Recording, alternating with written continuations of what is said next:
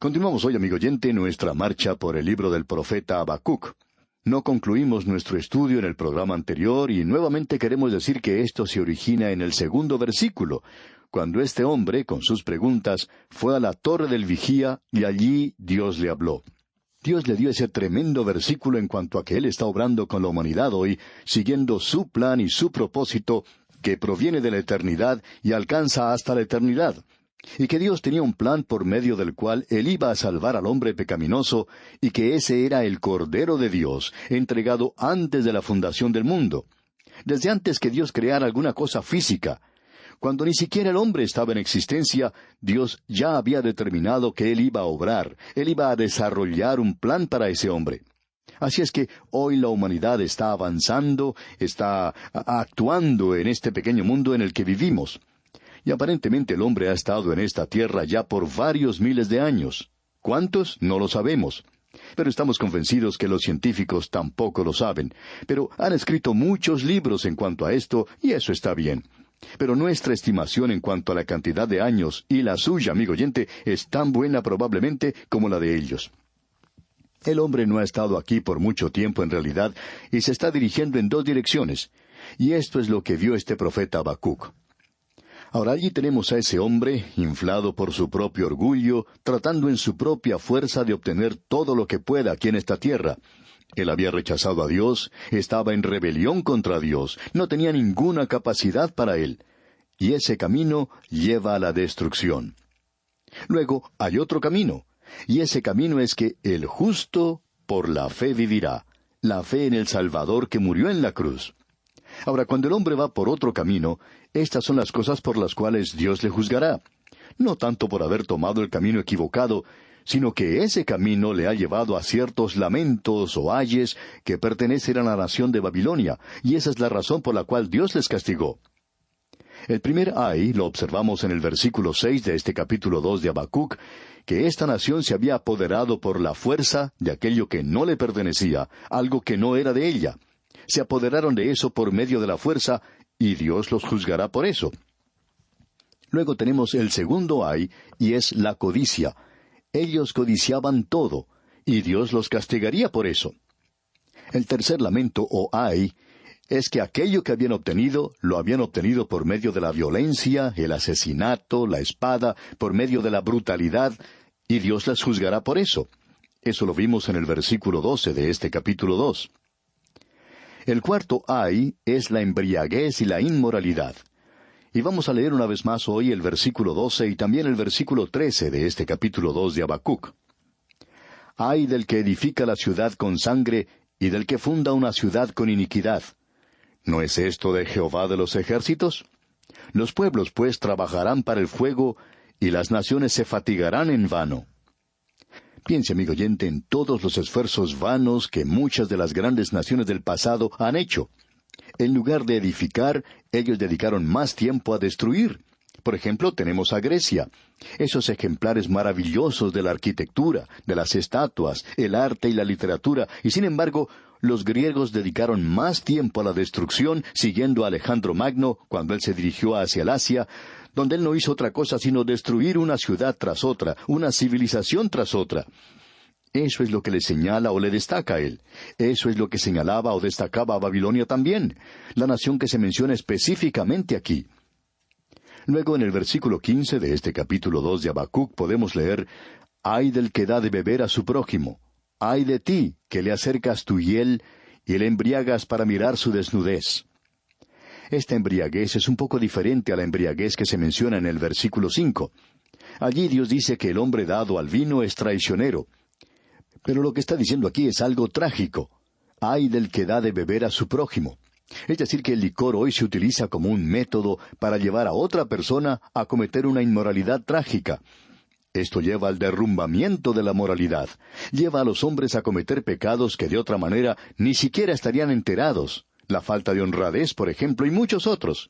Esto ocurre con frecuencia alarmante en las grandes compañías comerciales. Cierto hombre de negocios que formaba parte de una gran compañía, y también otro que trabajaba para un banco, contaban algo que es realmente sorprendente. Decían ellos que una de las cosas que ellos hacían era emplear a ciertos hombres que por lo general ocupaban ciertos cargos, cuya labor era la de observar a algunos de los trabajadores, de los empleados, que comenzaban a beber demasiado. Tenían muchas formas de averiguar eso. A veces hablaban con la esposa de ese hombre. Le seguían cuando salían de noche y comenzaban a faltar al trabajo o a llegar tarde o no se presentaban por varios días. Y esas compañías hacen eso porque muchas de estas personas son muy inteligentes, trabajan muy bien, y por tanto estos hombres especializados en esta tarea hablan con ellos y los enfrentan con el problema de la vida que tienen y les ofrecen asistencia. Tratan de ayudarles para que abandonen el vicio de beber. Pero amigo oyente, esto parece una locura, porque estas mismas compañías tienen cócteles donde se ofrece mucha bebida y estos hombres se emborrachan. Y luego tienen que ayudarles a salir de la borrachera. Es como tener un hospital donde se lleva a personas que están sanas y allí se les contagia con algunos microbios y luego los operan y los curan para librarlos de la enfermedad que han contraído. Parece que el hombre fuera un conejillo de indias en este mundo en el cual vivimos, ya que se hacen tantas cosas fuera de la lógica, aun por grandes compañías comerciales. Y esa es la condenación que tenemos en este versículo. Se les acusa de que están haciendo borrachos de esta gente. No solo que están bebiendo ellos, sino que están haciendo borrachos de los otros. Hay una pareja, el esposo y la esposa, entre otros, que están dedicando su tiempo a ayudar a los jóvenes que se encuentran bajo el poder de las drogas. Y esta pareja dice que los jóvenes provienen de hogares donde el padre y la madre acostumbran a beber. Ahora, si el papá y la mamá van a beber en la casa y vivir su clase de vida, ¿por qué este jovencito no puede tomar sus drogas? Nos gustaría tener una buena respuesta para esto, porque se nos ha hecho esta pregunta y nosotros no hemos podido dar una respuesta apropiada, porque pensamos que la mamá y el papá son los responsables porque el joven se entrega a las drogas. Creemos que detrás de las drogas se encuentra el alcoholismo y la embriaguez. Eso es lo que ha provocado que esto se haya esparcido de tal manera. Ahora, creemos que estas cosas no se dicen abiertamente hoy. Reconocemos que no las escuchamos decir por radio, y esto no lo hace a uno muy popular, que digamos. Pero no creemos que Habacuc haya sido muy popular, y por cierto que no lo era en Babilonia, donde había llegado su profecía. Ellos descubrieron que Dios condena la embriaguez y que Dios condena a aquellos que hacen borrachos de los demás. Escuchemos ahora lo que dice el versículo 16 de este capítulo 2 de Habacuc. Esto lleva a una inmoralidad crasa. Escuche usted. Te has llenado de deshonra más que de honra. Bebe tú también y serás descubierto. El cáliz de la mano derecha de Jehová vendrá hasta ti, y vómito de afrenta sobre tu gloria. Esto lleva a una inmoralidad crasa. La embriaguez, la borrachera, llevan al divorcio. Eso lleva al quebrantamiento del hogar, lleva a una vida de pecado. Amigo oyente, hemos llegado al punto donde uno ya pierde el respeto a los hombres que se encuentran en cargos gubernamentales, cuando se conoce muy bien que esas personas que hablan tanto en cuanto a la honradez y hablan tanto de cómo van a ayudar a los pobres, mientras ellos mismos son alcohólicos y están bebiendo como un pez. Amigo oyente, ¿cómo podemos respetar al gobierno cuando se está llevando a cabo cosas como estas abiertamente? Y sin embargo, se nos dice que los respetemos, que los pongamos como ejemplos y que los apoyemos. Nos hace inclinar nuestra cabeza de vergüenza al ver que cosas así ocurren en nuestras instituciones gubernamentales. Y Habacuc presentó eso hace muchísimos años atrás, y Dios está diciendo que esa es la razón por la cual Él derriba a Babilonia a causa de estos pecados. Y aquí en el versículo 17 leemos, «Porque la rapiña del Líbano caerá sobre ti, y la destrucción de las fieras te quebrantará, a causa de la sangre de los hombres y del robo de la tierra, de las ciudades y de todos los que en ellas habitaban». La violencia es otro de los frutos provenientes de la embriaguez. Toda clase de inmoralidad sale de la embriaguez. La cultura de los drogadictos es producto de eso. El divorcio, todas estas cosas que se presentan en nuestros países son producto de la borrachera, amigo oyente. Leamos ahora los versículos 18 al 20 de este capítulo 2 de Habacuc. ¿De qué sirve la escultura que esculpió el que la hizo? La estatua de fundición que enseña mentira para que haciendo imágenes mudas confíe el hacedor en su obra. Ay del que dice al palo, despiértate, y a la piedra muda, levántate. ¿Podrá él enseñar? He aquí está cubierto de oro y plata, y no hay espíritu dentro de él. Mas Jehová está en su santo templo, calle delante de él toda la tierra. Aquí tenemos el quinto lamento. Esta es la condenación de Dios del mayor pecado de todos. Debemos reconocer que la embriaguez no es el mayor pecado. El mayor pecado es la idolatría, amigo oyente, la falsa religión, cuando uno se vuelve a un ídolo en lugar de volverse a Dios. Ese es el peor de los pecados. Señalamos esto cuando estábamos estudiando allá el libro de Isaías, y creo que lo mencionamos por primera vez cuando estábamos estudiando el libro de Jueces, porque allí se presenta un gran principio de gobierno. También Isaías señala este principio claramente, y todos estos profetas que han seguido, ellos vuelven a señalar lo que ya se ha dicho antes, y llevan este principio. Ahora debemos notar 3 pasos en la caída de una nación. En primer lugar, hay una apostasía religiosa. El segundo paso es una moral terrible. El tercer paso es una anarquía política. Estos son los 3 pasos por medio de los cuales las naciones salen de la escena de la historia humana. Ha sido la forma en que se han dirigido. Amigo oyente, el problema principal nunca ha sido la anarquía política. El problema principal nunca ha sido esa moralidad terrible. Malas como son estas cosas, la raíz del problema va a aquello que es religioso, a una apostasía espiritual, apartándose del Dios vivo y verdadero. Y esto está sucediendo hoy con muchas naciones del mundo. Ahora nosotros no somos los únicos que decimos eso. Un eminente profesor de historia indica que los sueños de las naciones se desvanecen en medio de realidades aterradoras y en medio de señales visibles de una decadencia en nuestra sociedad contemporánea. Otro indica que, en nuestra juventud, teníamos un sentido muy profundo del propósito nacional, el cual hemos perdido al pasar de los años de nuestra vida a la gloria. Un periodista, por su parte, dice que en público hablamos en cuanto a lo optimista y maravilloso que aparece el futuro, pero que en conversaciones privadas de personas serias se habla de que el futuro es muy diferente, aparece muy oscuro. Ahora se comienza a hablar de ciertas dudas de que hombres de carácter moral sean capaces de resolver y siquiera controlar los problemas políticos, sociales y económicos que la vida ha colocado ante ellos. Este es el cuadro, esta es la historia de la caída de las naciones. Y esto es lo que nos alarma a nosotros, porque es un gran principio que ha sido señalado por Habacuc en la palabra de Dios. Y esto fue cumplido en la nación de Babilonia, porque comienza con apartarse del Dios vivo y verdadero.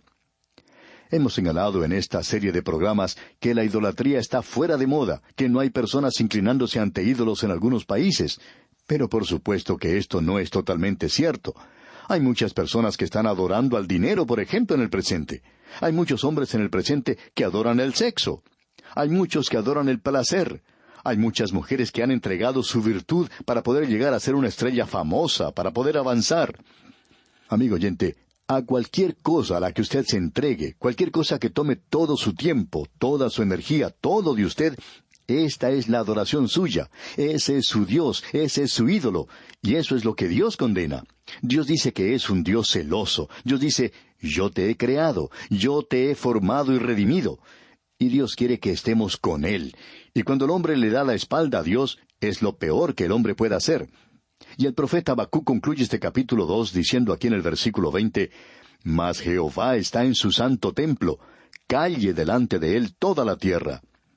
Nosotros creemos que aquí se está refiriendo al futuro, cuando el Señor vendrá a la tierra, cuando Él esté en su santo templo. Allí, entonces, toda la tierra se inclinará ante Él. Todo el conocimiento del día de hoy, todo el encanto, todo el atractivo y todo el placer, toda esa confusión desaparecerá. Pero también es cierto que la razón por la cual nosotros estamos teniendo nuestros problemas y dificultades aquí es que Él está allá en el cielo. El Señor está en su santo templo, y si el hombre le reconociera a Él, y se inclinara ante Él, y reconociera a Dios, sería algo maravilloso, amigo oyente. Si solo pudiéramos tener una semana de silencio, si todos los políticos se callaran por una semana entera, ¿no sería maravilloso si todos nosotros los predicadores de la radio también cerráramos nuestras bocas? ¿Y no sería maravilloso si todos los que están hablando tanto en el presente se quedaran callados y esperaran delante del Dios Todopoderoso? Amigo oyente, Jehová está en su santo templo, calle delante de él toda la tierra. El Salmo 2 comienza con una pregunta, ¿por qué? Y esta es la pregunta que tenemos aquí, una pregunta de ¿por qué? Y esa pregunta ya en el Salmo 2 es, ¿Por qué se amotinan las gentes y los pueblos piensan cosas vanas? ¿Por qué ese gran clamor? ¿Por qué toda esta protesta? Están lejos de Dios, se han olvidado que Dios está en los cielos. El poeta se equivoca cuando dice que Dios está en su cielo y todo anda bien con el mundo. Dios sí está en el cielo, pero todo anda mal por el mundo, porque el hombre no está en una relación correcta con Dios. Nuestro problema hoy, amigo oyente, no es un problema humano, sino que es un problema divino, es un problema de la relación del hombre con Dios. Esa es la única alternativa, la única salida. El justo por su fe vivirá. Bien, amigo oyente, hemos llegado así al final de nuestro estudio de este capítulo 2 de Habacuc. Dios mediante, en nuestro próximo programa comenzaremos a estudiar el capítulo 3. Mientras tanto, le sugerimos que usted lea este capítulo y se familiarice con su contenido. Que Dios le bendiga es nuestra más ferviente oración.